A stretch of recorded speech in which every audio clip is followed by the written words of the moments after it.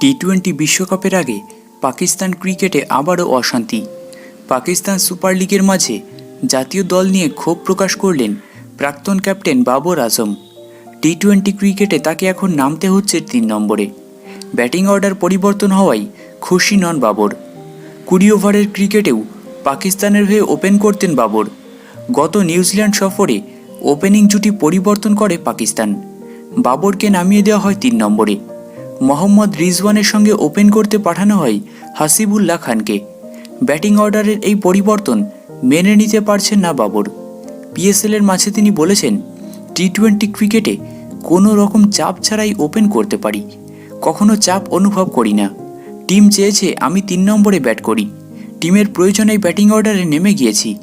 আমাকে পছন্দ জিজ্ঞেস করা হলে বলবো এই পরিবর্তন আমার পছন্দ হয়নি, তবু পাকিস্তানের জন্য 3 নম্বরে ব্যাট করতে রাজি হয়েছিলাম। গত এশিয়া কাপ এবং ওয়ানডে বিশ্বকাপে পাকিস্তানের ব্যর্থতার পর পাকিস্তানের ক্যাপ্টেন্সি থেকে ইস্তফা দিয়েছিলেন বাবর।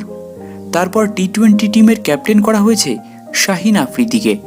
তার ক্যাপ্টেন্সিতে পাকিস্তান প্রথম টি-20 ম্যাচ খেলে অস্ট্রেলিয়া সফরে গিয়ে।